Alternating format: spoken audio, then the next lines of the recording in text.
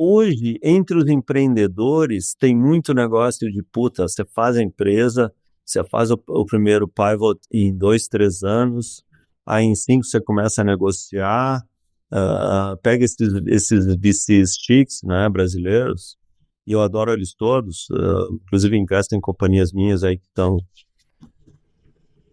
Mas assim, é uma jornada de 5 anos, se tem alguma coisa errada é 7, né? A minha firma, meninos, nenhuma é menos de 10 anos, tá? Nenhuma, tá?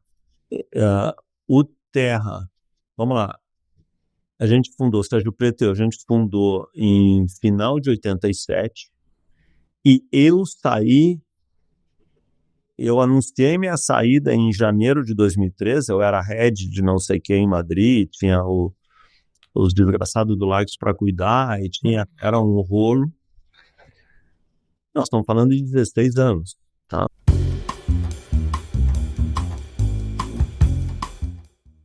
Fala pessoal, tudo bem? A gente tá no segundo episódio então com o Marcelo, que tinha muita história para contar, a gente decidiu dividir em dois. Só relembrando no último, a gente falou de tudo ali, década de 80, 90, criação da internet. A gente parou na venda da NutecNet para RBS. E aí acho que agora a gente começa a falar do que foi o pós-venda, né? A Nutec depois se transformando no Terra, mas pela sua visão de quem fez essas coisas lá de dentro.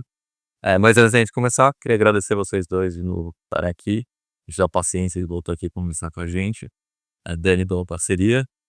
Ô Marcelo, já entrando aqui no assunto. E aí, pós-venda no TechNet? Queria que antes agradecer você, agradecer o Dani, mas belíssima iniciativa de vocês, Venture aqui, pô, entrevistando e que bom que vocês dão um espaço para alguns jurássicos aí do setor, né? Algumas décadas, obrigado por esse espaço. Aliás, aproveitando dar o óculos, porque eu sou casado com uma influência, que é a Viva Coroa, e ela agora atenta muito para determinado lugar. Então você dá, fazendo a propaganda aqui da Viva Coroa, aproveita isso. Ahn, então, como que as coisas acontecem, né? Em 96, 95, final de 95, 96, ah, a gente está naquele momento de emergência da internet, ninguém sabia direito, né, o que ia acontecer. Eu tinha voltado dos Estados Unidos no início de 95, de Mountain View, né, onde a Nutec Estados Unidos lá estava tocando parte de desenvolvimento só. E a gente estava participando muito ativamente, ah, da estruturação do que viria a ser a internet brasileira, com aquele ministro Sérgio Mota, que fez a privatização do sistema Telebrás, né. Eu estava envolvido em tudo isso, e acabou que a gente lançou no TecNet, e em seguida a RBS nos chamou, né, e disse: "Olha, esse negócio é muito grande, vocês precisam de muito capital". Na época a gente tinha um capital impressionante lá no Tec, coisa de, para mim era uma fortuna incalculável. A gente tinha acho que perto de US$ 1 milhão, para uma firma de 100 engenheiros, né, 100 devs, então acho que a gente tinha uns 80 devs, e aí tinha mais uns 20 outras pessoas. Era uma soma incalculada. Mas, esse rapaz, que era um super empreendedor de mídia brasileiro, o Nelson, que era o controlador do grupo RBS, essa família, né, controla o grupo RBS no Sul, disse: "Olha, você vai precisar de muito capital, né, isso é coisa pra gente grande, e a gente tem, uma das coisas que a gente tinha feito para o programa Softex. O programa Softex, na verdade, o cara que lançou a internet no Brasil, ele é um japonês super mal-humorado, dominicano, chamado Tadao Takahashi. Acho que eu falei dele, né, e ele pediu para a gente escrever aqueles manuais. E os manuais mostravam que a maior parte do investimento era marketing. Era você trazer, assim, é um produto de consumidor final. Desculpa. Então você tinha que gastar muito em comunicação para trazer esses assinantes, né. E quando a gente fez essa modelagem econômica, foi quando surgiu a ideia: "Puxa, isso aqui a gente precisa atrair grupos de mídia para no Tecnet, porque eles têm, na verdade, sobra de mídia, né. Então se a gente tiver um tipo de modelagem econômica, né, em que a gente faça a internet deles, então no Tecnet foi lançada talvez, assim, um único grande sacada, né, porque o resto era software e hardware que a gente tinha, eu diria, bastante familiaridade, né. TCP/IP, essas coisas, a gente era os metidos do TCP/IP, né, e a gente tinha feito todos os projetos dos grandes bancos, todos, sem exceção, né. Itaú, Bradesco, Banco do Brasil, Caixa Federal, Unibanco, todos a gente tinha feito projetos para Abril, tinha feito projetos para empresas de mídia. O BOL, o Brasil Online, né, antes dele fundir com o UOL, a gente que tinha feito, enfim. Mas aí, meninos, o que aconteceu foi que o Nelson chamou, bom, e nessa modelagem, então, ela mostrava que a gente tinha que ter um punch em comunicação. E aí nós criamos, um sistema de afiliadas, que era o Nutecnet, e a gente começou a trazer grupos de mídia como no Tecnet local. Hum. Quando quando a RBS nos chamou, a gente já tinha afiliadas Globo, eu acho que a gente já tinha 3 ou 4. A gente tinha a Bahia, né, que era a família do senador Antônio Carlos Magalhães, a gente tinha o Centro-Oeste, a gente tinha a família Santini aqui no litoral do sul, acho que a gente já tinha Vitória também, já tinha Espírito Santo, tinha vários. A gente tinha 11 grupos de mídia, né. E essencialmente o que a gente dizia para os grupos de mídia: "Olha, a gente é a Globo da internet, você tá lá na Globo, você carrega". Mas, por exemplo, se pegasse, alguns locais como, por exemplo, Belo Horizonte e Brasília, né, onde as afiliadas Globo eram a própria Globo, pela lei né, do distribuição, de concessões de TV, você tinha então essas afiliadas, com esses territórios, são, né, o sinal de RF concessionado, a gente então fez grupos de mídia como, por exemplo, né, eu me lembro que no Tecnet em Brasília era o Correio Brasiliense, Tecnet em Belo Horizonte era o Estado de Minas, né. Então a gente estava decolando, e aí a RBS nos chamou, e a gente entrou numa negociação e acabou fazendo a venda do controle, a RBS. Que acho que foi no meio de 96, tá. Hã, como da última vez eu acho que eu fiz um enrolation tão grande que eu atrasei tudo, que aí virou 2 episódios, hoje eu vou fazer um fast forward, né, pra gente poder hoje vencer o nosso prazo. Bom, aí começamos a trabalhar com a RBS e o ritmo de crescimento alto, a gente não tinha um bom crescimento em São Paulo, porque um cliente nosso chamado Abril tinha se conectado à Folha, né, a ao grupo Folha de São Paulo, que é o UOL, né.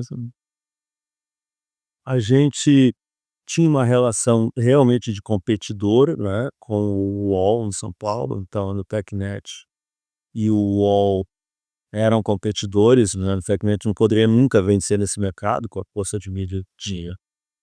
Grupo Abril mais a Folha,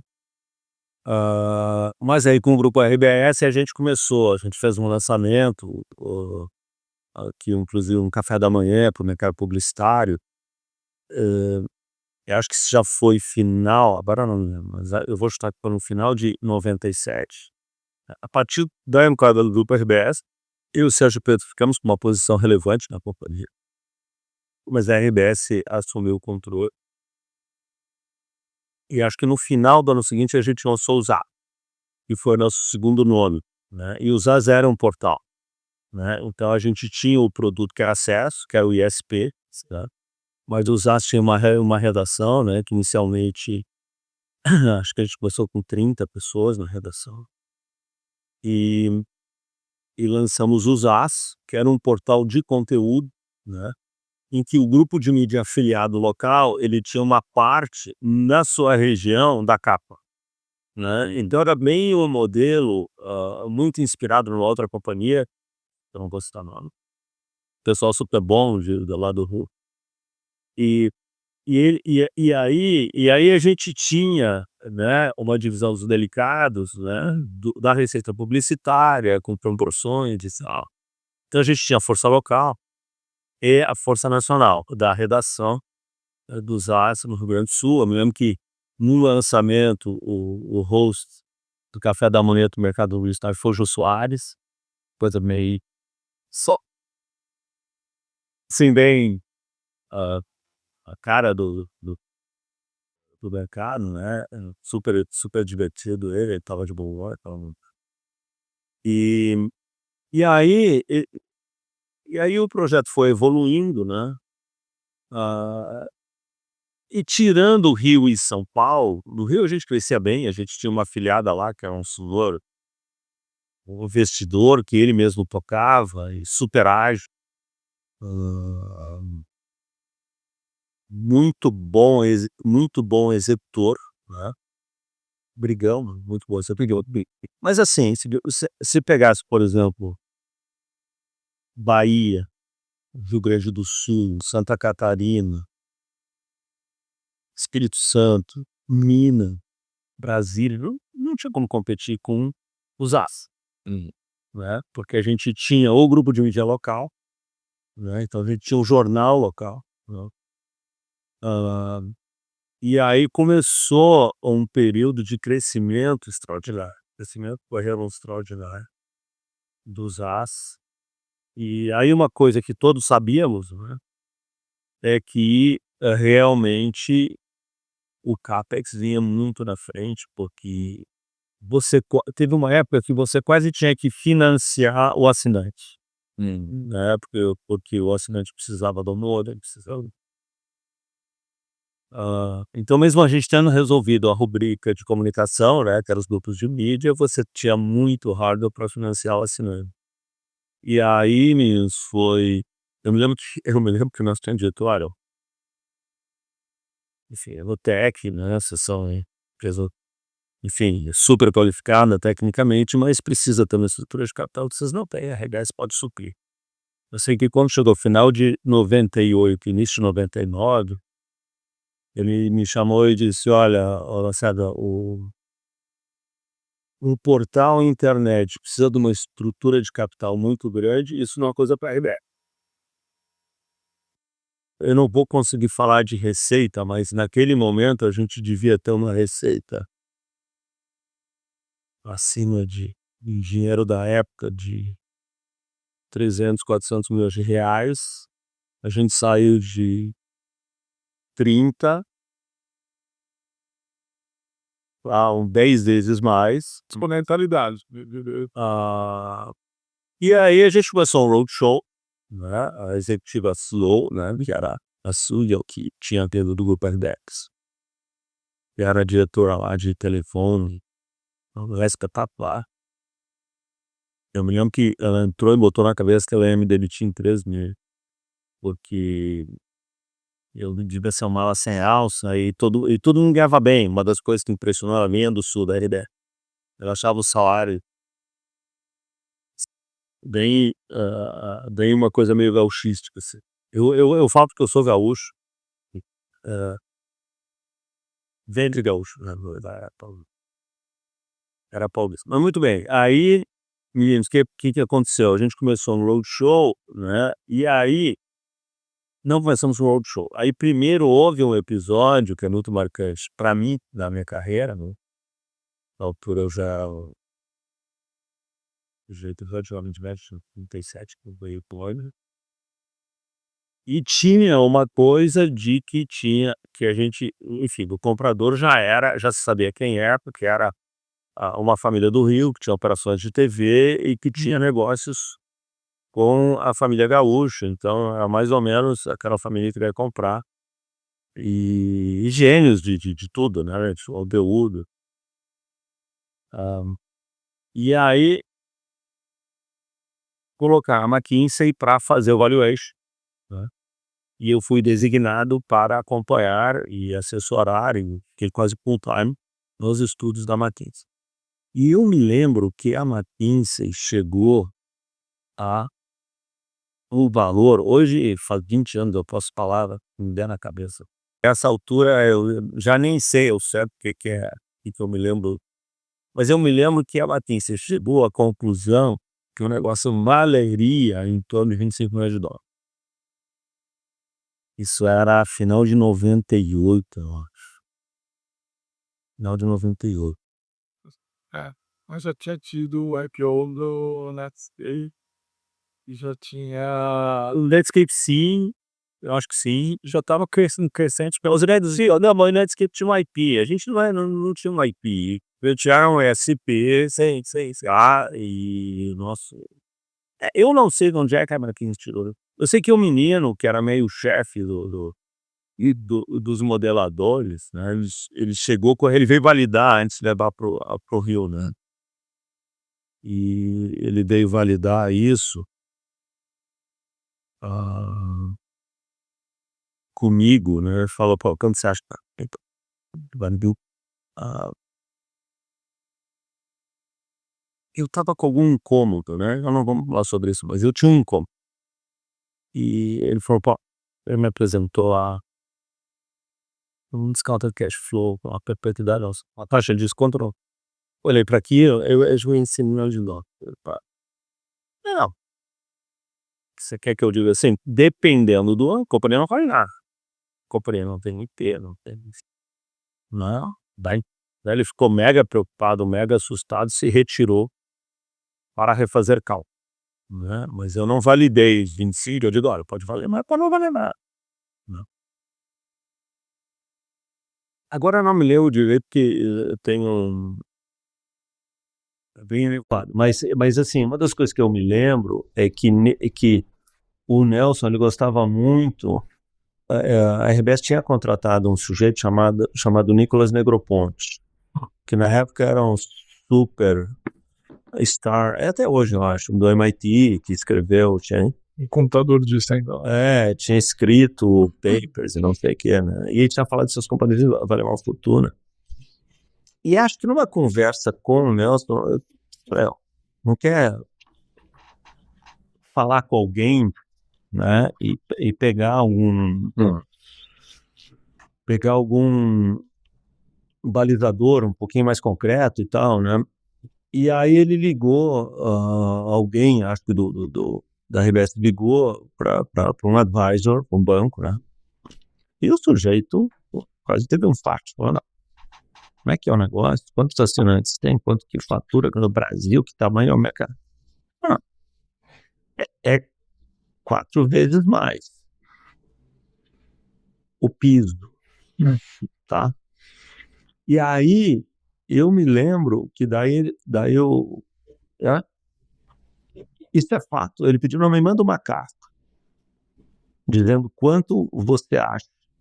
Daí eu contrato você como advisor. Quanto você acha que vale? Me manda uma carta. Aí, à tarde estava a carta, mas... Aí eu acho não. Aí ele mostrou essa carta no Rio, falou, eu antes preciso verificar, né? Eu preciso de um TEL. E realmente, né, o pessoal do Rio falou, não, se realmente for isso, realmente não faz sentido, você olha e a gente volta a falar, a gente está disponível aqui, não estamos em lugar nenhum. Né? Super gentleman entre eles, né? E aí foi um Deus nos acuda, porque aí todo mundo queria bidar o tal dos as. Todas as telcos do mundo.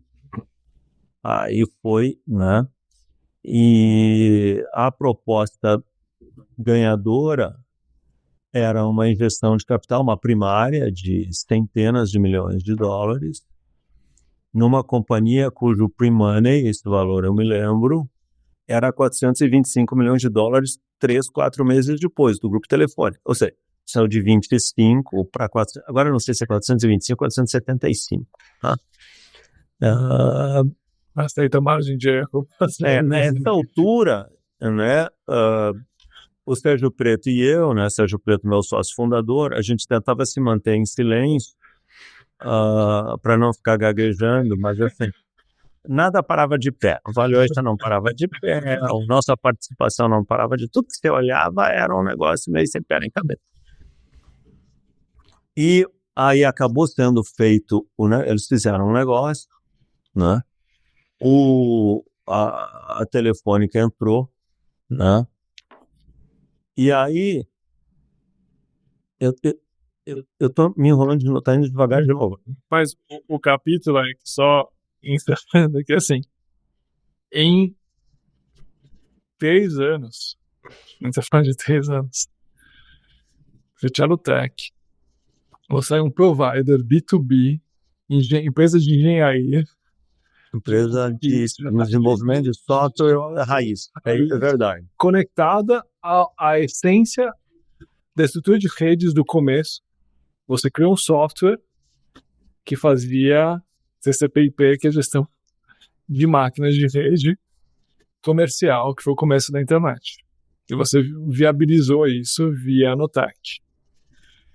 Aconteceu alguma coisa que acho que é só interessante perguntar, que você sacou, que você na verdade foi puxado, que o business model mudou rapidamente para um business model B2C.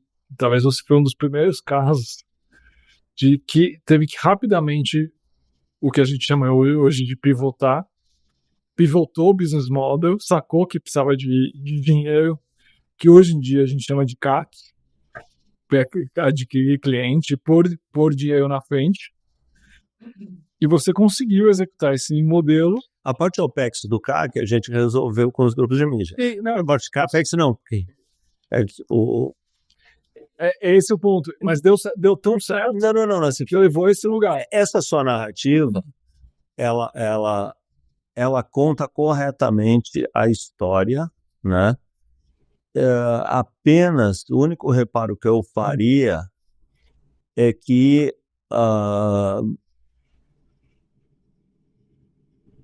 era uma estrada de terra, quer dizer, a gente não tinha a gente não tinha visibilidade, não era uma coisa, entendi, nós vamos agora pivotar para B2C e o CAC, não, né, era pancadas. Ele ter sido mesmo intencional do que contando de trás para frente, mas ele estava lá. Não, mas assim, a narrativa, acho que ela é muito fiel aos fatos, né? O que, né, eu acho que um atributo que a gente não tinha e não teve, né, foi o entendimento em tempo real na medida que as coisas iam se desenvolvendo. Então era muito mais, vamos dizer, movimentos reativos do que, vamos dizer, um arcabouço estratégico que você, não, agora eu vou fazer isso. Embora a modelagem tenha sido fundamental para a decisão de trazer as afiliadas dos grandes grupos de mídia para dentro da Nutec Nerd. Mas não é meio que assim, todo movimento de grande mudança tecnológica em novos passos, vai aprendendo ali o que está acontecendo conforme... Eu tenho uma opinião altamente opinativa e pouquíssimo factual, que essa não é a história do Google, essa é a história do Facebook Meta. Se você olhar a história dos 2 meninos do Google, eles são cientistas. Sim. E eles não criaram uma coisa disruptiva, eles criaram 2. Né? Porque eles criaram o algoritmo de referenciamento reverso, mas eles criaram também um sistema de bit reverso dos AdWords. Então eles criaram 2 coisas geniais, né?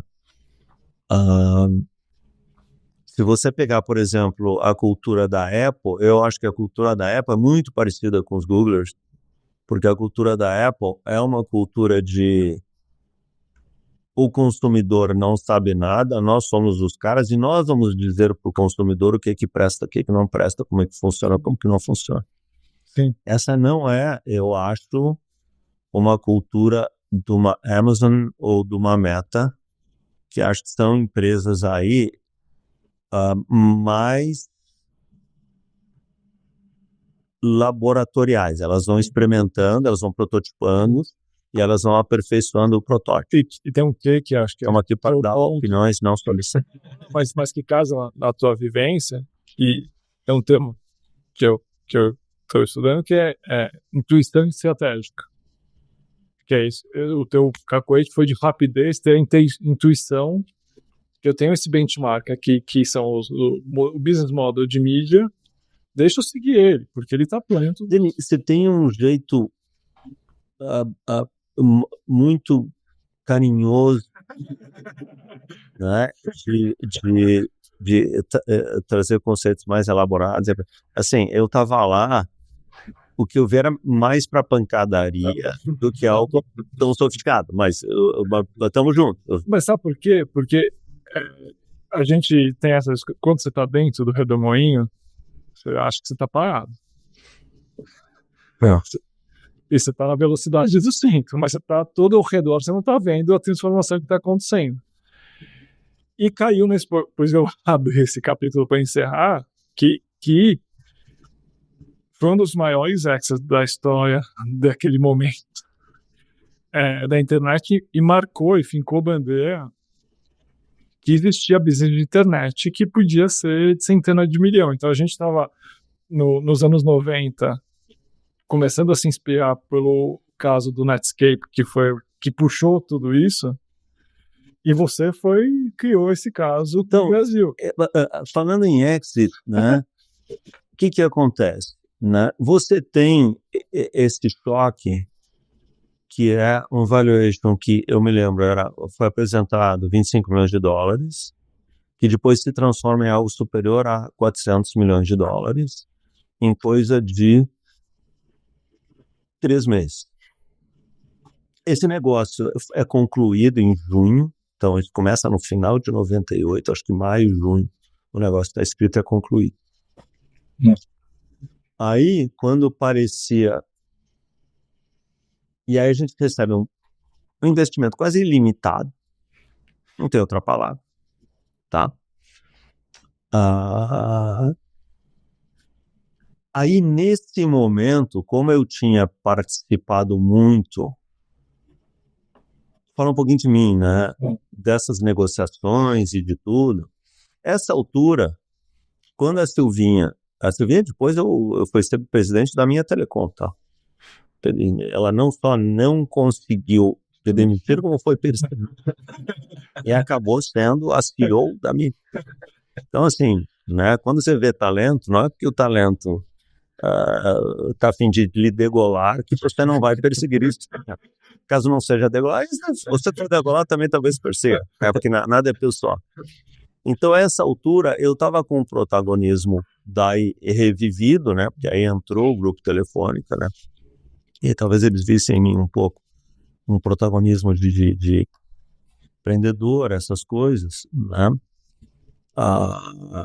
E aí a gente foi para cima do mercado. A gente fez um super plano de realmente... Eu não acreditava muito em portal horizontal. Eu achava que o portal horizontal... Porque naquela época, né, o grande modelo de portal horizontal chamava Yahoo, que é uma companhia super conhecida, americana, blá, blá, blá. E você via... ano após ano, trimestre após trimestre, né, um consumo de caixa muito forte, tá? Mas o Grupo Telefônica, né, eu me lembro que o Ramon Ross, que foi quem, no final, o grande artífice do deal, né, como executivo do Grupo Telefônica, ele que fez as compras, né, em vários países. O Brasil foi o maior país comprado em termos de número de assinantes, receita, tudo, né? O Brasil era muito perto da Espanha. A Operação Terra Espanha, a Operação Terra Brasil, as vésperas do IPO, elas eram muito parecidas em tamanho, tá? De tudo, tá? Claro, o Brasil tinha mais assinantes, mas menos receita, né? Muito bem. E aí, era uma corrida para o IPO. né? Então a gente começou a se preparar para o IPO e era produção de número, crescimento. Aí eu comecei a ajudei um pouquinho na aquisição do México. Não sei, acho que sim. Mas teve um fator nesse momento, para variar, né, que foi detrator, vamos dizer, né, que é o seguinte: havia uma aliança de companhia de big telcos do mundo com grupos de mídia brasileiros para a privatização do sistema Telebrás, né, e havia uma aliança do Grupo Telefônica com a RBS para a compra da CRT, Companhia Rio Grandense de Telecomunicações. E no momento do leilão, no dia do leilão, a Telefônica bidou a Telesp, para incredulidade do sócio gaúcho. Então, assim, se você está vivendo num ambiente turbulento, meninos, eu juro por Deus, tá? Eu estava vendo na TV, eu falei, ué, como assim? Alguém apertou o botão, sim, vídeo ali. Muda o canal. Chama. Bom, aí você tá literalmente pendurado no pincel, né? Aí o líder desse Temido do Sul pega um avião e volta. Ele estava assim, o envelope tinha sido discutido aparentemente à meia-noite, 1h, e vai todo mundo dormir. E aquele envelope não foi entregue outro. Desse jeito, né? Bom, aí os dois controladores brigam, né? E você tá ali, meu senhor, a sua história de saúde, mas veja bem, ele não quis ter nenhum você tá tentando meio dos dois. Não. E assim, ninguém tá interessado. Tem um monte de gente, ninguém tá interessado no que você tá dizendo, né? Isso é o último da fila, que os caras vão ouvir, né? Bom, então foi aterrorizante esse momento, isso foi acho que julho. Agora eu não sei se foi julho ou agosto, o IPO era novembro. De que 99. Não é. Um ano depois você tem Casa House. Não. Porque foi. Não, mesmo ano, 6 meses. Apenas 9. 6 meses. Nossa. Bom, aí a gente vai. Aí nego se fala, não se fala. Bom, mas assim, eu não chegava nesse nível, né? Esse era um layer, né? O Nelson tinha me apresentado por Vila Longa, né? Que era o CEO mundial do Grupo Telefone, que era um sujeito, enfim, super conquistador. Eu me lembro que quando eu trouxe o Ramon Ross, eles que eu ia falar da Telefone para anunciar para o meu time, né? Aqui em São Paulo, que a gente tinha fechado o negócio e que o controle dos AS ia passar para o Grupo Telefone. Eu falei, Ramon, você tem que agora falar alguma coisa para as pessoas, né? Elas querem saber e tal, daí vamos lá anunciar e tal. Um grande estilo, já devia ter umas 100 pessoas ouvindo, assim, todo um andar dos AS, né? E o Ramon falou, ele era bem destrambelhado, esse menino também. Era ex-McKinsey Espanha, mas aquela coisa de espanhol maluco. Ele falou, está muito entusiasmada, a melhor companhia brasileira da América do Sul, do Hemisfério Sul, e nós não podemos deixar a internet para os anglo-sajones. Quando ele me fala isso, quando ele diz isso, nós não podemos deixar a internet para os anglo-sajones. Eu ouço aquilo, me pareceu um negócio assim tão século XVI da Península, parecia um troço tão sem pé nem cabeça, porque toda a tecnologia é americana. Aí já tinha eu conheço o meu time, né? Já tinha uma meia dúzia me olhando falando, poxa, tem condição, né? Que essa criatura. Nós vamos trabalhar para ele. Já tinha todo. E aí começa esse novo episódio que é o Reino de Espanha, né? O Reino de Espanha é um episódio que não vão poder não ter tempo para falar, mas mereceria. Muito bem, aí o IPO também foi uma coisa super interessante, porque eu me lembro do Roadshow, né? Essencialmente você trabalha para Goldman, né? E a gente andava, ficamos 15 dias na Europa, 15 dias nos Estados Unidos, e eu participei em alguns momentos, outros não, falando pelos cotovelos. Nunca o que você fala se devia falar, porque daí os Goldman, quando chega de noite, estão putos, porque você falou aquilo, que você falou aquilo que você não devia ter falado. Mas, por exemplo, 100% dos fundos alemães pegaram suas cotas. Todo mundo foi ridículo, assim. Eu estava duas vezes e meia overbooked. Foi no dia 29, esse dia para mim inesquecível, né? Eu apertei o botão em Nasdaq, os espanhóis, porque a gente fez o lançamento em Madrid e Nasdaq no mesmo dia. Então, em Madrid estava todos bacanas, na Bolsa de Madrid, e em Nasdaq lá tinha vários países, né? Mas estava o CFO, o Antônio de Esteban. E o Antônio falou, não, o Marcelo César vai apertar. Apertei o botãozinho e a gente lançou, então, no dia 29 de novembro de 99, na abertura do pregão, a gente lançou as ações do Terra Mundo, eram 19 países, a $13, e eu apertei o botão. No auge da bolha, que foi 31 de março de 2000, a ação bateu o pico, $135. Né? A minha companhia no Brasil, naquele momento, eu acho que valia, se não existia isso, tá? Vou fazer uma matemática sem ter em cabeça, mas na proporção da receita, ela valeria, o Terra valia perto de $35 e a Nutec Net, que tinha virado o ZAS, que tinha virado o Terra, valeria, acho que, o equivalente de 4,7 bi de dólar. Então, aí sim você pode pôr em um ano, né? A gente saiu lá dos 25, né? Eu me lembro que o Sérgio Preto e a gente não podia passar na frente de uma calculadora, que a gente começava a fazer conta, né? Era uma espécie de... foi um run maluco, né? E essa altura eu estava aí quando foi março, a gente tinha um lock-up de 6 meses. Quando o lock-up terminou, a ação que tinha começado a 13, chegado a 135 e voltado para $8, que a bolha estourou, no final do nosso período de lock-up, de 6 meses.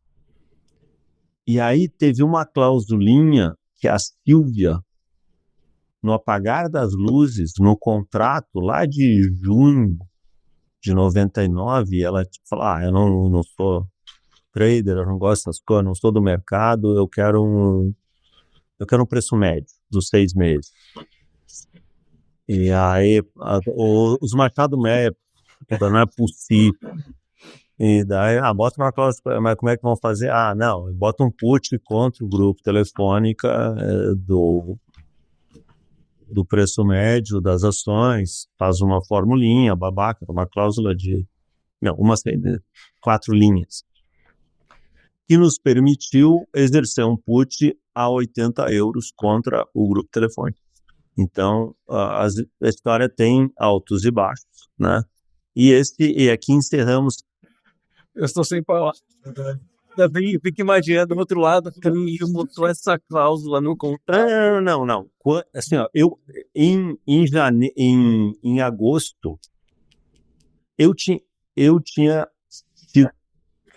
estava trabalhando em Madrid nessa época, né? Como eu era uma espécie de SVP, de Senior Vice President Strategy. E o meu objetivo era convencer o Terra a comprar um search, né? Que foi o que acabou com a minha carreira no telefone, porque a gente comprou o Lycos, né? Que era o 5º portal de search. O primeiro era Alta Vista, o primeiro era Alta Vista, o segundo era Yahoo, o terceiro era o Lycos, mas o Lycos era o segundo no Japão e o primeiro na Coreia. E aí tinha uns meninos que era o Google, que estava crescendo muito mais rápido que todo mundo, mas era o quinto. Né? Quando a gente foi falar com eles, eu me lembro de ter ficado mais de 1 hora esperando esse rapaz Sergei, com cercado de 7 McKinsey, e daí ele olhava para o horizonte, ele tinha um ar profético. E quando ele finalmente falou que ele falou uma asneira atrás da outra. Ele falou, a gente vai mapear todas as cores do mundo, vai fotografar, não sei o que, e os marquinhos tudo se olhava, a gente falava, não, veja bem, não, a IPO não tem prazo, isso era 2000, né, não tem prazo, quando a gente for fazer, inclusive eu não vou deixar os bancos fazerem o syndication que eles fazem, vai ser no máximo $80 para a pessoa física, já passar dentro do avião, tomando porra. Eu falei, mas é muito sem noção. Que mais? E ele ofereceu 5% para o grupo telefone. Mas é 5%. 5%, não é? Talvez uma das piores decisões de negócio, porque a gente comprou o controle do Lycos. E daí os espanhóis falaram, não, agora sério, você vai para Boston e você vai cuidar você vai cuidar desse ativo. Eu não fui bem. Mas eu acho que com isso a gente encerra esse capítulo terráqueo. Hoje, entre os empreendedores, tem muito negócio de você faz a empresa, você faz o primeiro pivot em 2, 3 anos, aí em 5 você começa a negociar, pega esses VCs chiques, né, brasileiros, e eu adoro eles todos, inclusive investo em companhias minhas aí que estão...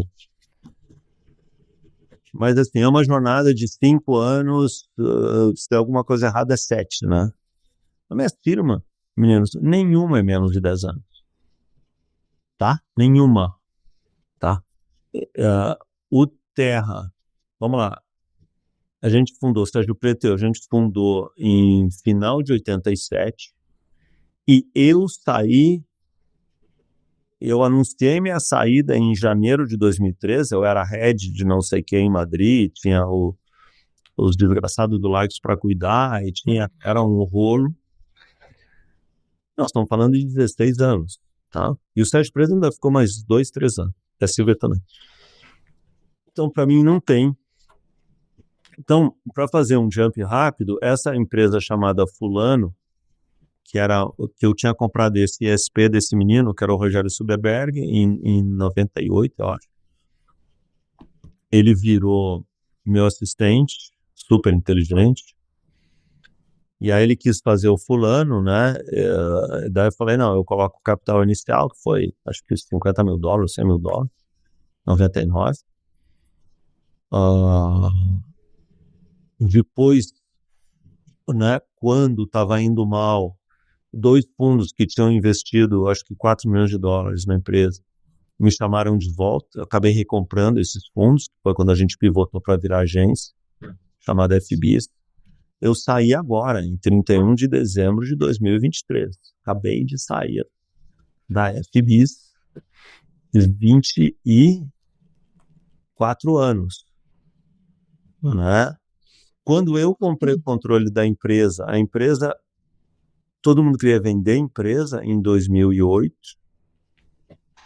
Agora já pulei para outro episódio, né? Os fundos tinham me chamado, tinham me colocado meio de chairman, né?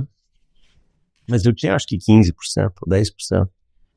Inicialmente eu tinha 50%, acho que eu coloquei todo o capital inicial, mas aí eu tinha já 10 ou 15%. Aí eu chamei um amigo que eu gosto, que era o Sérgio Amado, que era o head da Ogilvy. Ele acabou fazendo uma oferta em 2008, Era uma oferta, acho que ele ofereceu 8 milhões de reais, 9 milhões de reais, tá? Final de 2007, início de 2008. Eu achei aquilo um absurdo. Eu não me lembro nada, não lembro quanto faturar. Devia ter uns 100 funcionários, 70 funcionários, eu acho.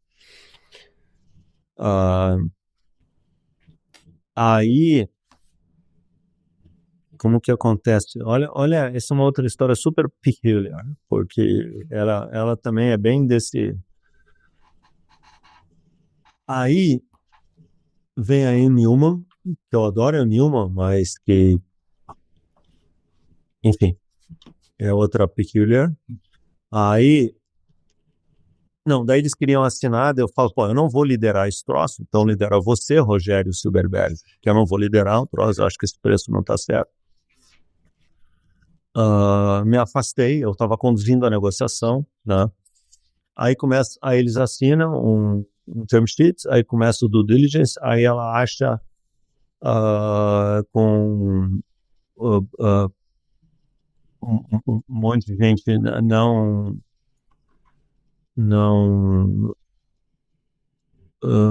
contratada, né? Um monte de freela. Ela acha 4 milhões em escrow, então a empresa valia 8, 50%. Mas aí tem que deixar 4 em escrow, aí os fundos vêm, pô, Lacerda, você é amigo do cara. Nada, o preço não tinha pé nem cabeça, só que não tem pé. Não, mas você tem que negociar. Aí vou eu lá, daí eles baixaram para 1,5, eu acho. Aí assinaram o term sheet.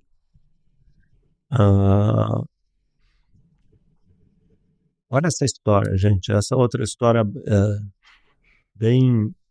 Aí assinei o term sheet tudo, e daí começou o diligence. Aí quando chegou 2008, eu tinha dito, por este valor eu compro. Falei para os fundos. Quando chegou o escrow de 4 milhões, eu falei, por esse valor eu compro. Daí eu não vou citar nomes, mas são pessoas muito bem. Aí os eram 2 fundos, né? Família super coisa. Tá, mas qual o escrow você quer? Eu falei, 0. Quero 0, Jeff. Eu já tenho percentual na empresa. Mas então mas eu não vou atropelar, não vai ser ético. Mas olha, se não der, se não sair, vocês me chamem. Eu acho até que eu peguei uma carta, tá? E que eu exerceria, se não saísse o negócio, eu tinha 2 anos para exercer a opção minha. Até 2 anos para exercer uma opção minha. Que eu não exercer se fosse esse o negócio. Bom, aí quando chega agosto ou julho, me liga um dos fundos e me fala assim, olha, Lacerda, você tem que ligar pro seu amigo Sérgio Amado, que até agora não veio o contrato.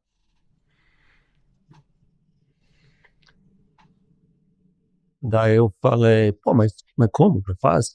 Já terminou do diligence, tem 3 meses, 2 meses, 3 meses. Não veio o contrato. O contrato não vem, você tem que ligar pro cara. Aí eu liguei, né, acho que era Ângela, você falou do Sérgio.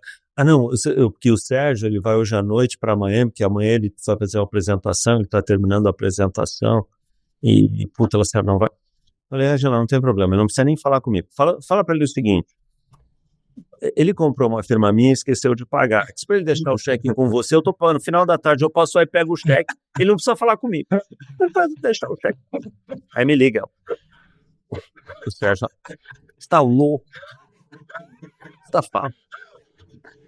Você tá louco? Não manda o conto. Você acha? Esses caras, você sabe que são os... Você tá maluco. Porque Nova York, que você vira pra porra Nova York, liga pro tamanho do bagante. Fala com quem você tiver que manda o contrato.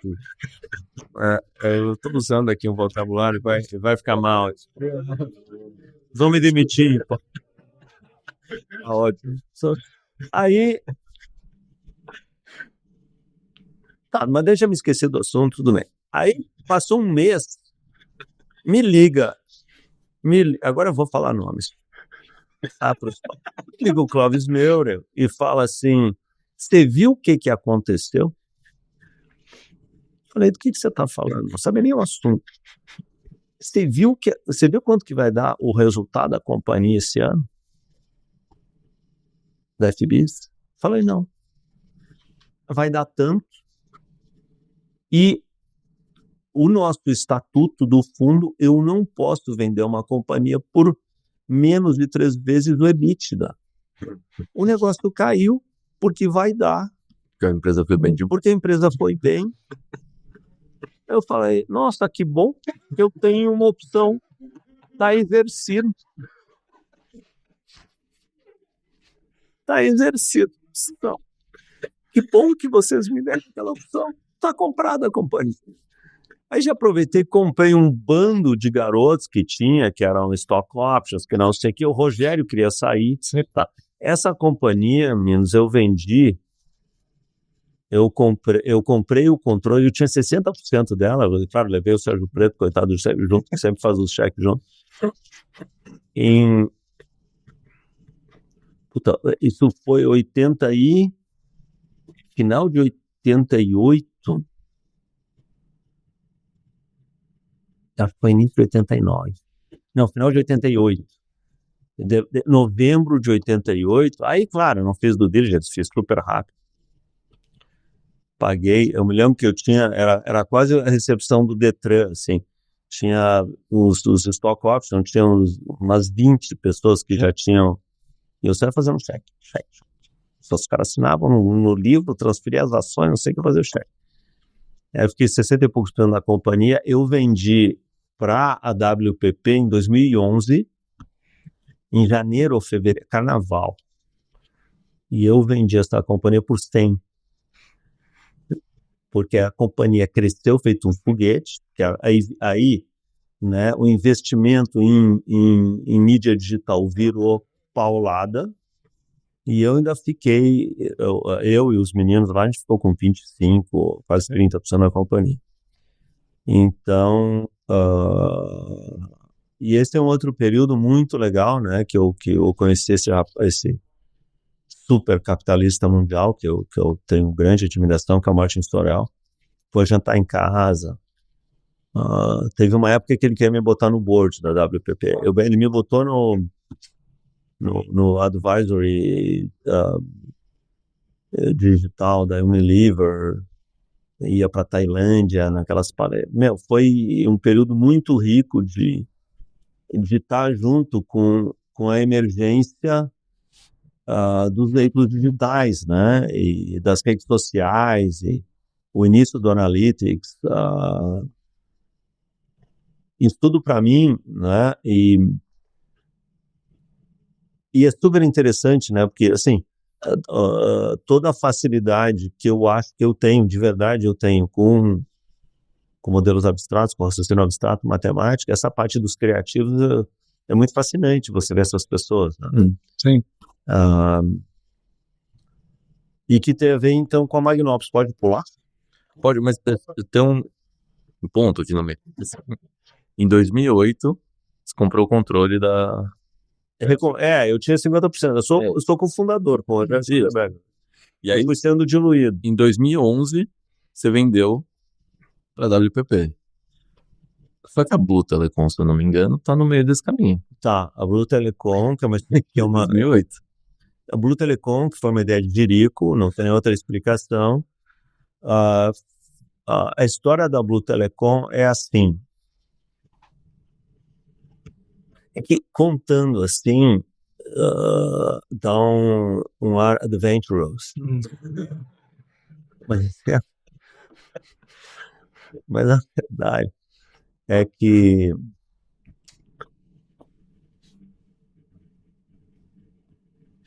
gente, assim, no momento eu devo ter uns 17 Excel abertos no meu telão do meu escritório no Morumbi, tá? Então, assim, não vai se encantando porque é estrada de terra, assim, né? E a Magnópolis, eu acho que ela é o bolo da cereja, porque O Martin Sorrell me falou uma vez, ele me falou que na verdade um negócio super conhecido, que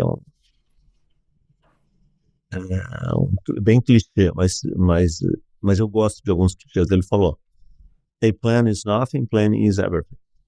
Então, assim, os seus empreendedores executivos, eles nunca fazem o que você fala. Né? Você pode acostumar, vocês aqui, zero. Né? É você falar uma coisa, né? E os magnópolis é o meu problema atual. Você sabe o nosso dia a dia. Não. O que não significa que você não vai modelar, que você não vai olhar produto, que você não vai para dentro da trincheira com os caras, que você não vai bater o pé. Na Uncover, é que esses caras da Uncover são gênios. Os caras vão mudar o jeito que MMM é feito. Modelos preditivos, né? Que é um investimento. Quando eu conheci esses 3 meninos,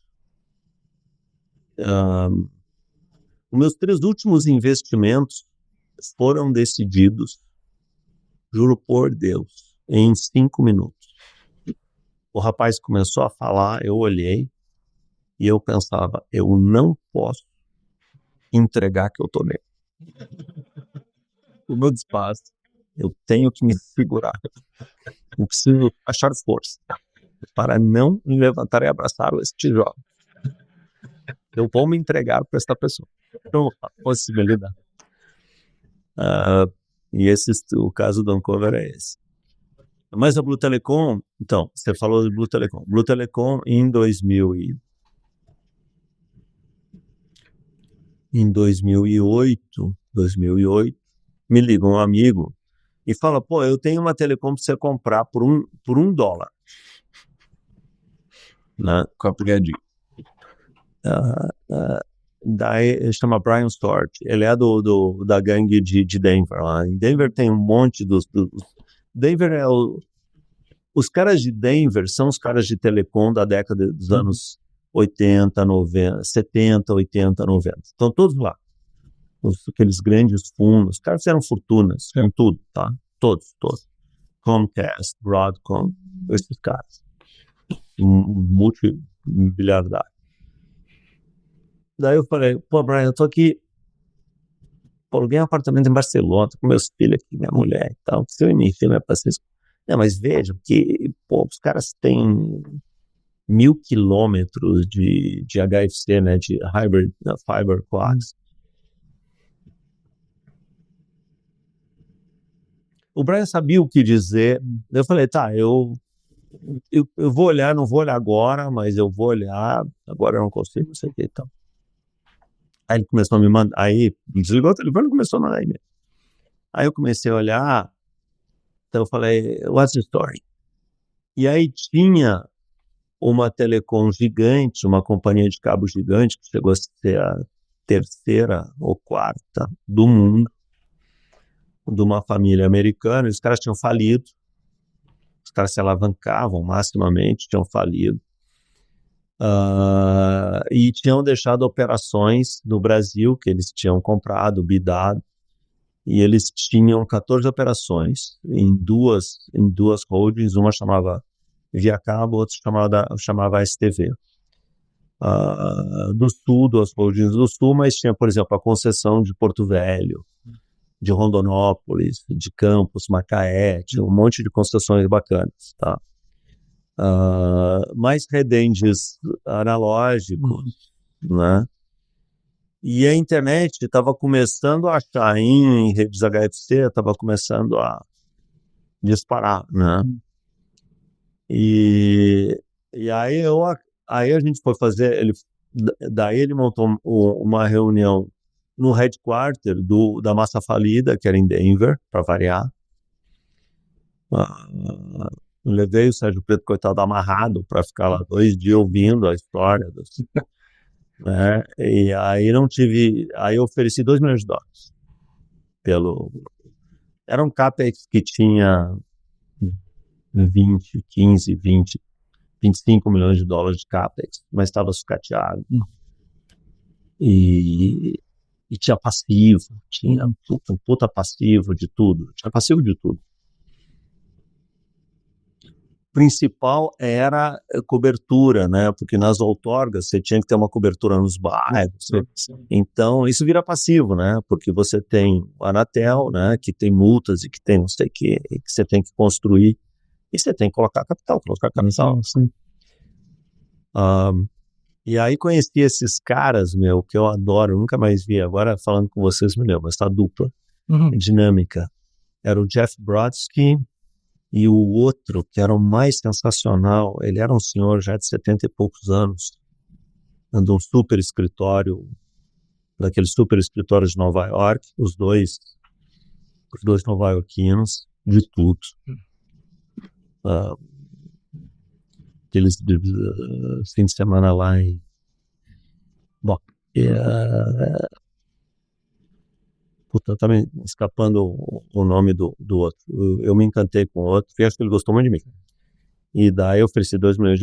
Eu sei que assim, no final do segundo dia, esse senhor me levou para uma sala e falou assim, ó, negócio é o seguinte, vou fazer um negócio com você. Eu acho que se tem alguém para recuperar... Eles eram o quê? Eles eram uma companhia que é contratada por massas falidas para vender ativos. Era só o que eles faziam. Eles pegavam e vendiam ativos. Então, você vai pagar $15 milhões, só que você vai fazer o seguinte, você vai pagar 7 agora, você vai pagar $14 milhões. Os outros 7, você vai deixar num escrow, e você vai me pagar ou aqueles 7, ou se você vender a companhia em 5 anos, eu tenho 5 anos para tirar do escrow, e se você vender, e se valer mais, e eu fico com 10% da companhia, cara, dos dois o maior. E eu fiz isso. Então a Blue Telecom foi isso. A gente começou com, acho que eles tinham uma companhia que faturava acho que $60 milhões, $70 milhões. E a gente começou em 2009. E eu vendi ela em 2016 para a NET, para Claro. Que são amigos pessoais, né? O José Félix, aquela turma que é uma gangue de gaúchos lá que domina a companhia mexicana aqui no Brasil. E a gente fez, acho que em dólar, 2,5 vezes, 3, não foi ruim. Mas levou 6 anos, chegamos a ter quase 1.000 funcionários. Eu me lembro que a gente tinha, acho que 140 ou 170 caminhonetes, batia uma por semana. Destruiu uma caminhonete de instalação, era um negócio de cortar os pulsos. A gente tinha um redende em Itajaí que tinha, acho que, 250 funcionários. Quando a gente vendeu a companhia, o que aconteceu?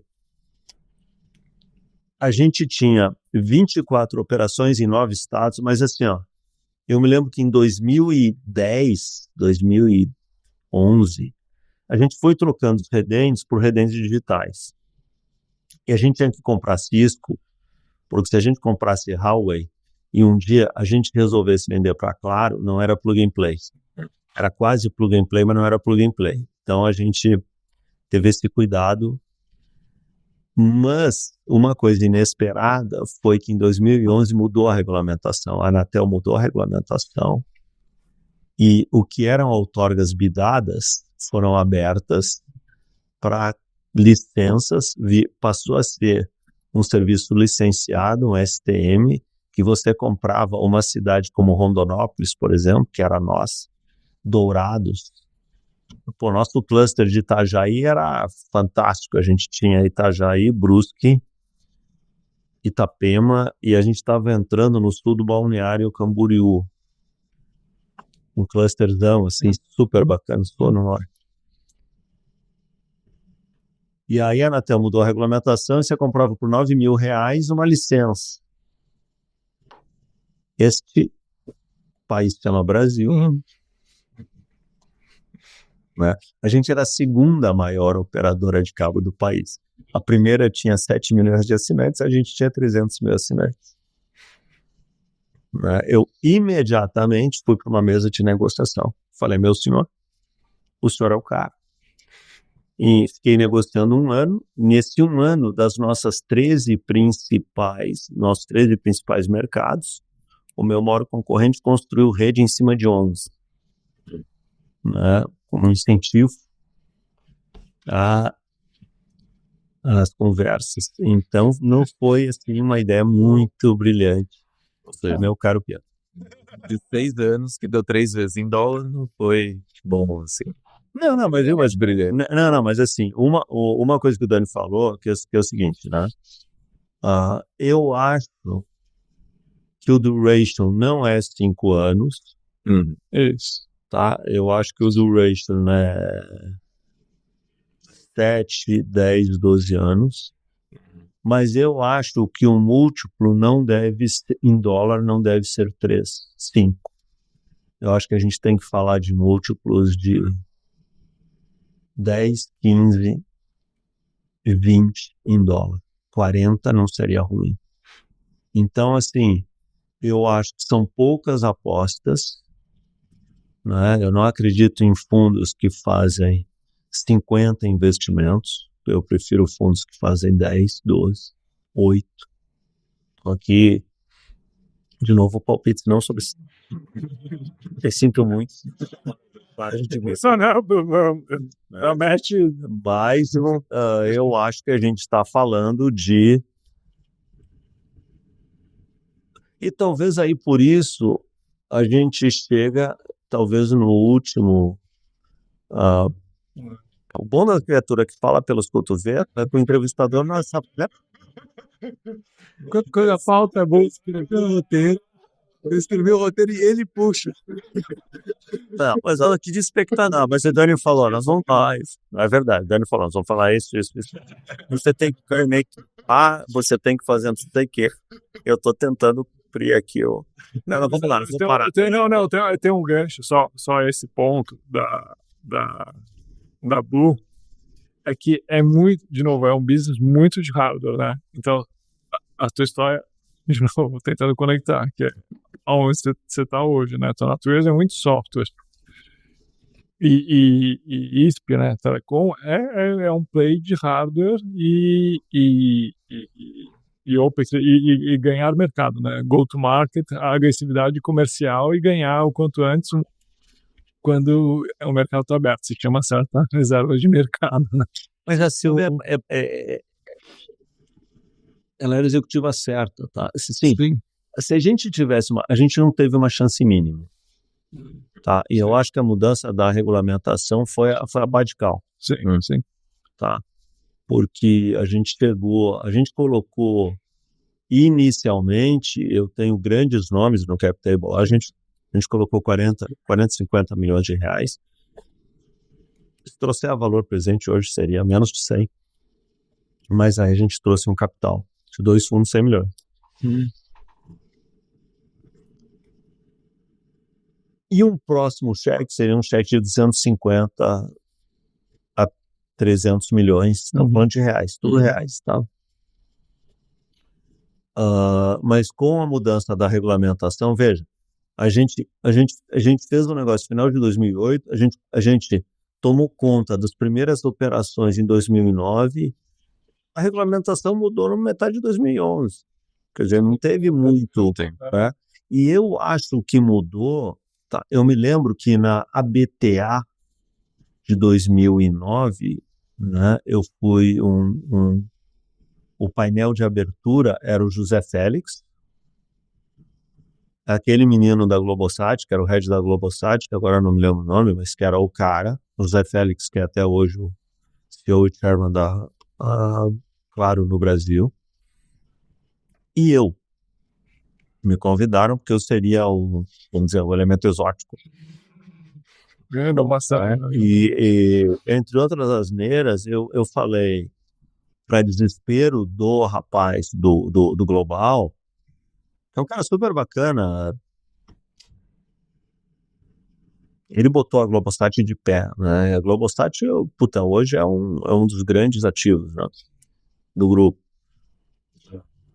É um cara bacana mesmo, né? E entre outras asneiras, eu disse que, a programação linear tá morta, né? Não vamos discutir se a organização por canal vai durar ainda 5 anos ou 15 anos, mas não é 50 anos, né? Porque, enfim, você só tem canal por uma restrição, por uma escassez de radiofrequência, de banda, Sim, sim. de espectro eletromagnético, Sim. né? Por isso, o conteúdo foi organizado assim, tanto é que em TV paga, né, o conteúdo temático, mas assim, a generalização do conteúdo temático vai ser pastas, e você não vai ter que pagar por 250 canais de cabo, né? Você vai ter 250 mil canais, né? E vai ser tudo transporte de pacotes. Eles quase me jogaram para fora do palco, né? Porque eles não, você vai Ou seja, o comércio do streaming. deixar A visão do streaming. não, chegava o newcomer, já falava logo umas neiras sem pé nem cabeça, né? Já traindo o ódio de 2/3 da comunidade que estava lá olhando, quem é que ouve desse imbecil? Mas, então assim, não foi um projeto que foi bem, tá? Mas voltando aqui, né? Magnópolis. Então, assim, se vocês olharem o que é inovação, né? Se vocês pegarem, por exemplo, um banco digital, ou uma entrega de alimentos, ou esses caras, tudo bem, depois eles ficam grandes e eles criam aspectos inovadores, mas eles são caras de operação. Eles usam a plataforma de tecnologia. Então, assim, a maioria das companhias o que a gente chama, né, e graças a Deus, não tem nada errado com o fenômeno, mas assim, o fenômeno é o que a gente chama das tech, das startups de tecnologia, são caras brilhantes de execução de operação, né? Você tem poucas companhias tipo Google, ou você tem poucas companhias tipo NVIDIA. Por isso eu não boto Meta. Agora, claro, Meta gerando bilhões e bilhões de surplus de geração de free cash flow. Puta companhia de inovadora. Mas no início não eram, né? Então, tem uma coisa de gênese, a gênese realmente de companhias inovadoras, né? E a Magnópolis, a Nutec original era isso. A gente fez um terminal serial bitmapped com 16 tons de cinza, que tinha um protocolo que a gente desenvolveu, que era uma espécie de ex-Windows dos pobres, que, né, isso que nos levou para os Estados Unidos, não deu certo, né? Quando a HP comprou a Ediza, esse troço caiu por terra, né? Mas eu acho que tem aqui, dentro da subespécie dos tecnologistas, tem uma família, uma subespécie da subespécie, que são esses tecnologistas criativos. E esses caras são diferentes, né? Eu acho que o Bob Noyce é um cara desse, tá? Gordon Moore, assim, não. Você pegar toda a linha de história, tá, desses caras,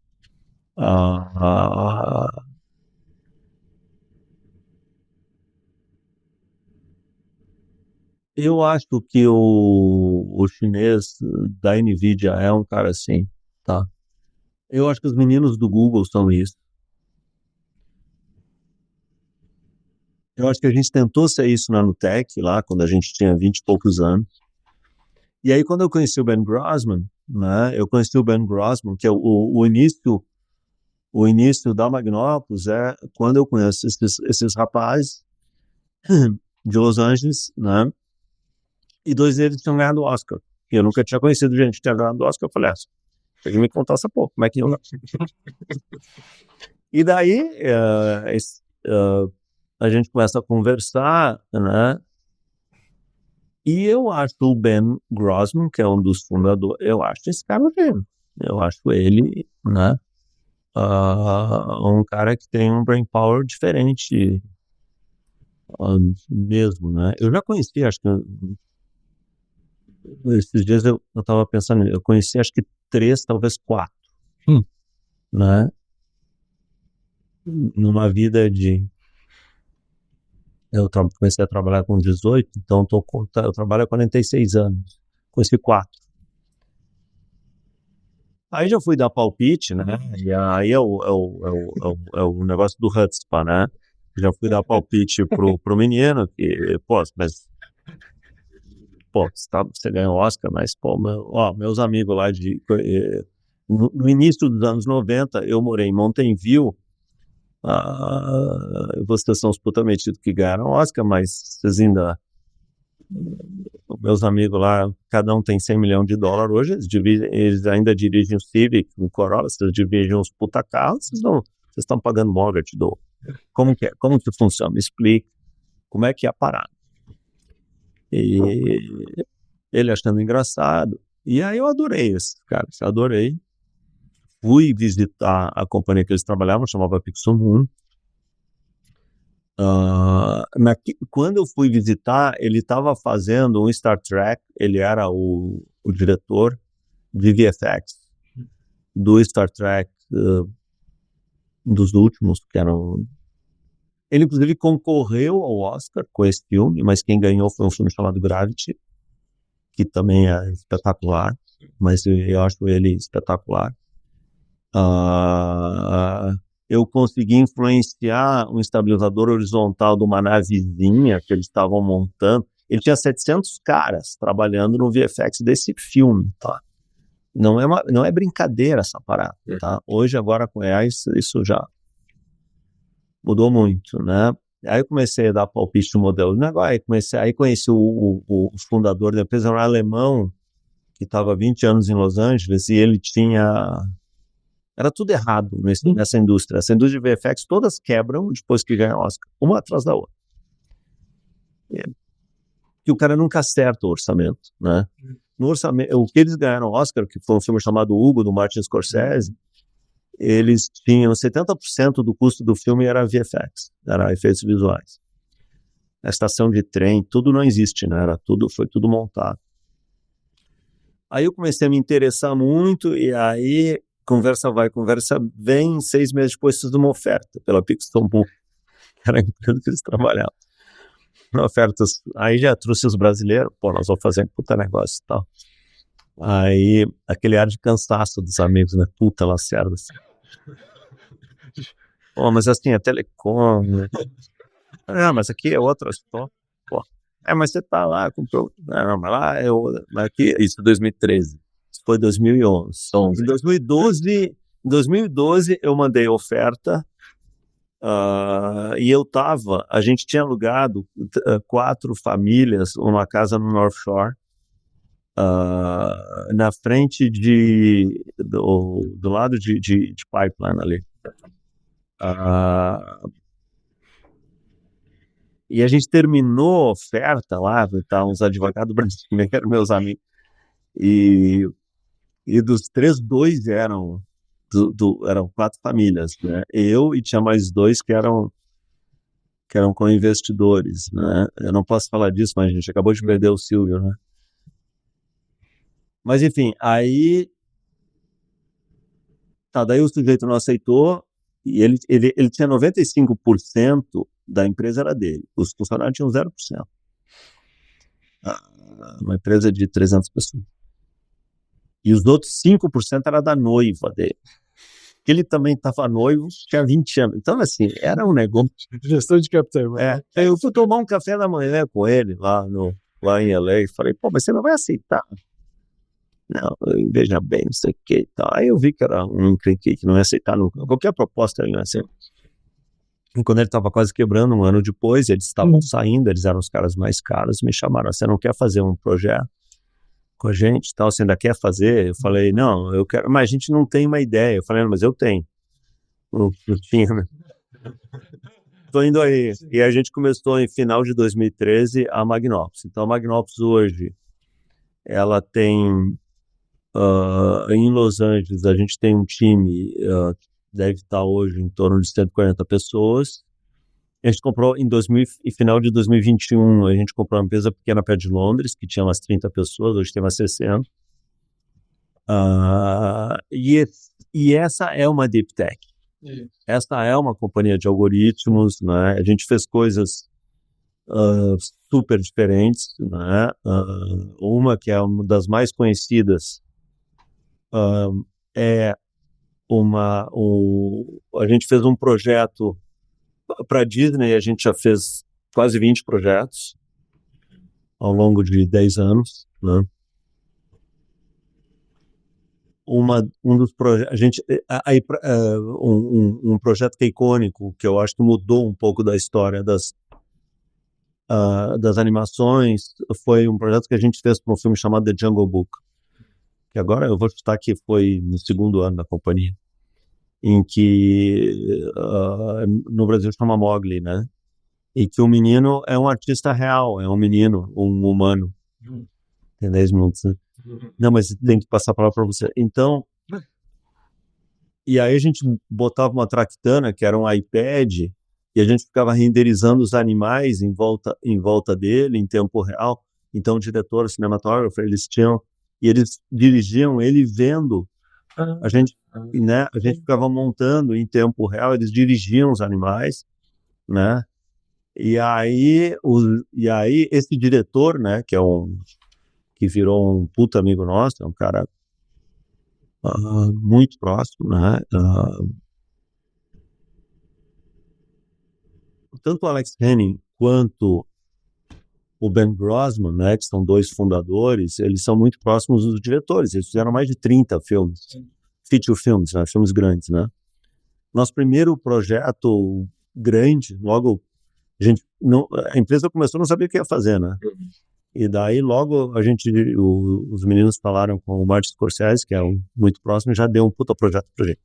A gente já saiu já com receita, né? Mas esse diretor que tinha feito o Mowgli chama Jon Favreau. E ele... Cara, espetacular. E daí ele ia fazer o Lion King, né? E daí o Ben falou, não, dá para fazer de dentro. Vai ser a primeira animação feita de dentro, tipo um videogame. Você entra para dentro da animação. E aí, esse foi um projeto de 3 anos, muito complexo. A gente fotografou 50 hectares no norte do Serengeti e reproduziu em Playa Vista, num estúdio da Disney em Playa Vista. Então os caras botavam óculos, botavam o Quest, acho que era o Quest 2, talvez, nem me lembro. E a gente estava renderizando 4K, ali não tinha humanos, era tudo renderizado. O cinematógrafo, que era um cara quase 70 anos, que é outro Mega Blaster, ele falou, putz, tava me faltando na minha vida, né? Ter que lidar com isso. No final, ele mexia, né, porque com os handlers, né, tinha pallets que se abria, movia uma árvore, movia o sol. Foi um negócio, eu não acreditava. Sim, eu sou do ramo, tá? Eu escrevo software desde 17, 16 anos. Criar o metaverso. Eu não gosto da palavra metaverso, porque ela é uma vertical do negócio.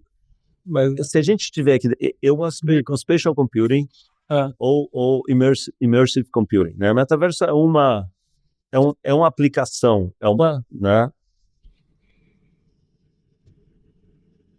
No auge da pandemia, eu escrevi um paper sobre spatial computing, tá? Isso foi antes daquele rapaz da Apple começar a usar o termo, né? Eu tô falando sério. Escrevi um white paper, eu mando para você. Hoje já deve estar mega obsoleto. Não, teve um dia que esse Jon Favreau olhou para mim e falou assim, você não é eletricista, né? Eu entrava, eu não podia entrar, né? Então entrava com caixa de eletricista na porra. Eu sei quem você é. Claro, né? O cara com o cabelo de um blazer. Peraí, cara. Daí, não, vem aqui na minha sala. Aí a gente virou o Goodfellas. Eu não sou muito próximo, mas o Ben é amigo pessoal. Então, esse foi um projeto icônico, né? A gente começou com, eu acho que 12 ou 14 mil núcleos de NVIDIA, no final tinha 26, 27 mil núcleos de NVIDIA, renderizando tempo real, né? E realmente você dirigiu, você via, né? Você estava no Serengeti. Foi um negócio espetacular. Tem cenas, tem uma cena, né? E essa é uma cena o Craig Barron é o diretor de... Vale a pena fazer uma pesquisinha de quem são as pessoas da Magnopus, tá? O Craig Barron é um dos caras originais do Lucas. Ele foi trabalhar com o Lucas com 19 anos, e ele fez já o segundo ou terceiro Star Wars. O Craig é muito amigo. O Craig agora entrou um sujeito que consegue ser mais velho que eu, né? Para uma supervisão adulta na Magnopus. Nós já botamos $75 milhões na Magnopus, né? E eu sou o maior investidor, sou o maior acionista. Eu tenho ainda 20% da companhia, eu sou chairman da Magnopus. O Craig é o diretor criativo da companhia, é um dos caras originais, né? E o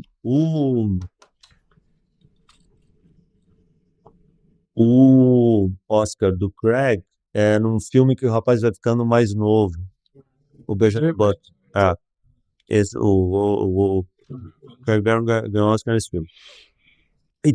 Mas o que eu ia falar? Tem uma cena num canyon que os animais estão correndo, que você não consegue fazer aquilo em telas planas. Você pode pegar o gênio do Maia mais incrível, o artista mais incrível, né? Isso foi filmado num canyon reproduzido de verdade. A gente tinha vários dronezinhos com os point views de câmera e a gente montava... Assim, esse é o primeiro filme que ele foi filmado... Acho que é o primeiro filme ever que foi filmado volumetricamente. Então, o que quer dizer isso, né? Ele não... O menino tá aí. Você, se quiser editar esse filme todo diferente, você pega um bom editor, tá? Você reescreve a desgraça toda. Claro, teras e mais teras e mais teras e mais teras, né? Então, esse sim é um projeto diferente. O projeto do Dubai Expo foi meia boca, não é que ele deu totalmente certo, né? Mas é um contrato de $40 milhões com Magnopus. É um negócio absurdo. Também levou anos, né? Hoje, todos os light panels usam algoritmos da Magnopus. Todos, sem exceção, tá? Isso porque a gente tem um negócio que, na verdade, quem pagou foi a Disney. Então, a patente é da Disney. Mas ele se chama Magnopus Virtual Production System. E inclusive, os advogados da Disney falaram, não tem como, tem que registrar metade dos casos. Então, é 50% da patente Magnopus, 50% da patente Disney. Mas isso é uma patente de, acho que 2017, talvez, 18. Mas daí surgem esses algoritmos de light panel, que hoje todo mundo... Daí o Mandalorian começou a usar, hoje todo mundo usa, né? Essa série agora que a gente fez para a Amazon, a gente fez toda a parte dos robôs, né? Chama Fallout, é uma série super bacanuda. Agora está indo para Season 2, provavelmente a gente vai fazer com eles. Aí tem vários projetos a gente não pode falar, né? O nosso... Eu acho que é o segundo maior, talvez seja o maior cliente histórico, porque a Magnopus tem 20 clientes, que são as Big Techs, né? E talvez o maior deles em geração de receita, a gente não pode citar o nome. É um pessoal que fabrica celular. E super inovadores, né? E assim, esse novo mundo, né, da ampliação cognitiva, eu acho que ele está quase chegando. Ele não chegou ainda, né? Mas eu acho que ele é transformador. Eu acho que ele é... eu já tive momentos de euforia, mas daí precisa um Malbec, precisa alguma ajuda química. Mas... Porque, assim, se você pegar, depois da invenção da linguagem, não teve um salto cognitivo humano, né?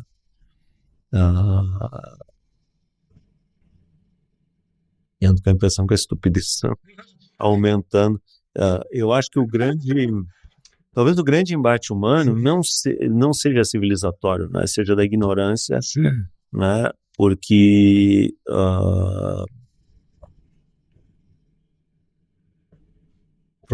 o problema da não educação, né?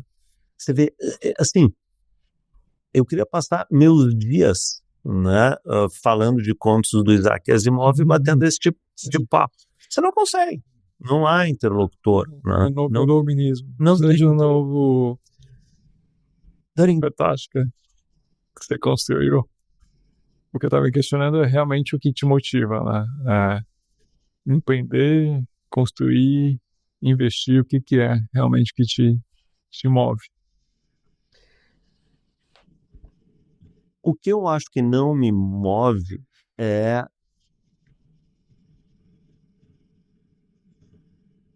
criação de riqueza, de patrimônio, riqueza sim, patrimônio.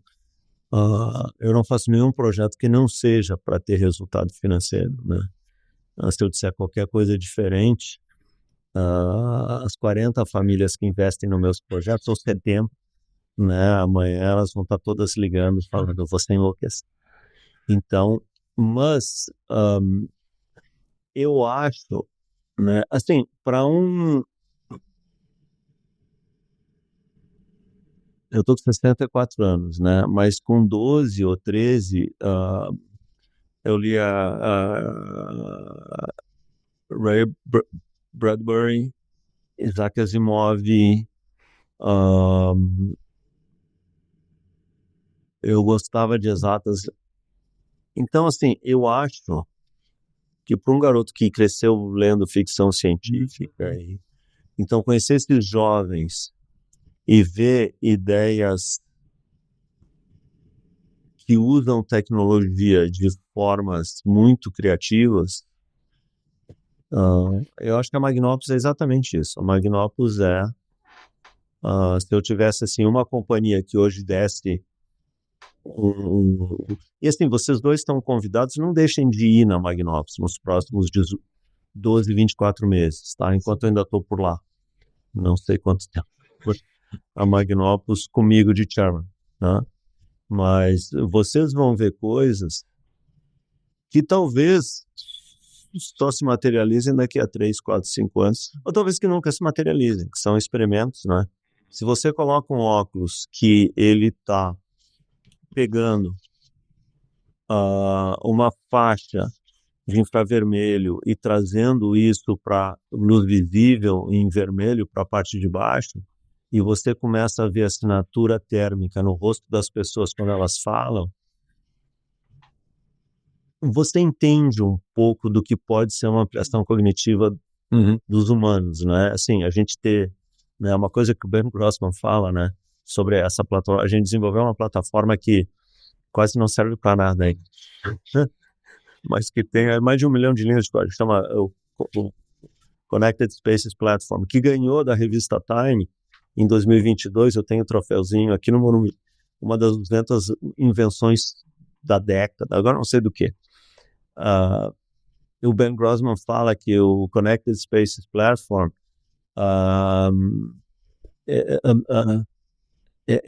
it's such a marvel that's going to give you superpowers. Né? Você olhar através de uma parede, se você tiver IoT suficiente, né, você consegue ter olhar de raio-x, você consegue voar e nos ver de cima nesse momento. Você consegue fazer várias coisas surpreendentes, né? Então eu acho que isso é o que me motiva, assim, se tiver uma coisa que me motiva, é isso. E o que o Marcelo de hoje falaria para o Marcelo lá do começo, quando começou a programar, 16, 17 anos, quando começou a empreender, com todo o conhecimento que você tem, se você pudesse voltar lá e falar uma frase assim? Em que ambiente? No ambiente profissional? No ambiente... porque no profissional, é o que a gente falou antes, né? O ambiente empreendedor acaba levando sua vida pessoal junto, né? Então, no que você quiser, pessoal, profissional, na mistura dos dois. Eu acho que duas coisas, mas assim, para aquele Marcelo, ele não conseguiria fazer nenhuma das duas. Mas se tivesse que falar, eu diria assim, seja super leve, nada é pessoal, né? Porque como nerds, eu sempre levei as pessoas super a sério, né? E, puxa, num país tropical como o Brasil, né? Eu me lembro que nos lados do Rio de Janeiro foram 7 gestores, não, não tinha um gestor honesto lá. E se você vê isso como um fenômeno, não é com você, né? Fenômenos, você não briga com uma tempestade, né? Que ela vai acontecer, independente dos seus humores.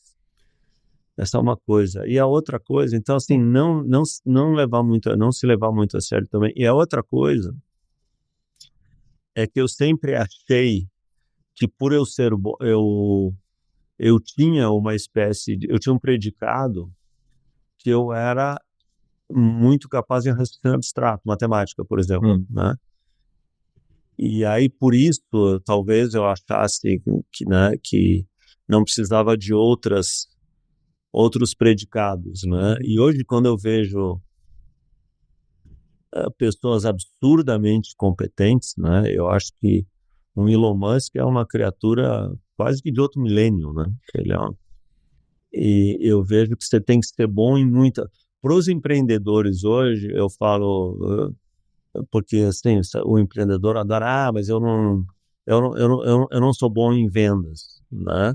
Eu não sou bom, não sei... Os empreendedores adoram se limitar e se definir, né? E assim, eu digo, seja bom em tudo, nada lhe previne, né? Se você for realmente um cientista de si mesmo, você não precisa estabelecer a priori limitações e você desenvolve tudo. Então, não adianta nada para aquele Marcelo, porque eu acho que você tem, enfim, talvez você tenha atributos ou limitações inatas, não sei, mas eu bato muito nessa tecla. Irmão, Pô, assim, sensacional. O Dani falou um momento, às vezes a gente fica sem palavras, ouvindo as coisas que você conta com naturalidade, mas que impactaram a vida de todo mundo. Então, pô, antes de mais nada, queria te deixar aqui um mimo dos nossos um mimo dos nossos apoiadores, mas eu queria te agradecer por compartilhar a história com a gente, por ter gasto horas do seu dia vindo até aqui para contar essa história, que a gente olhando de fora às vezes não tem noção do que está acontecendo, mas isso com naturalidade. É o mínimo. Cara, só agradecer mesmo. Espero que você tenha se divertido pelo menos. Mas aí você está investindo no relacionamento. Mas Aí não dá. ela tem uma coisa legal ali pra mim. Eu falei pra Viva Coroa, que é minha mulher, que eu tava no podcast, ela faz vários podcasts. Se eu chego pra você, ela... de podcast é... Mas acho que só fechando, Marcelo, esse é o último episódio da temporada 3 e deu um match perfeito da nossa visão de construção do primeiro a gente estava contando, então acho que atingimos o nosso objetivo de conseguir ter o registro da história. Vocês são culpados pela prolixidade, porque vocês dão tanta atenção e olham para o entrevistado com tanto carinho que a pessoa fica se achando. Então, deixa eu falar. Muito gentil. Obrigado, gente. Obrigado você. E, bom, deixando os recados finais, você que chegou até aqui nessa época da temporada, você já sabe que todos os episódios estão na Snack, no nosso canal no YouTube, no Spotify, lá você encontra tudo. Segue a Snack no Instagram, snack.co. É isso, Dani, obrigado por mais uma temporada. E Marcelo, mais uma vez, obrigado, bom demais. Obrigado. Valeu, pessoal.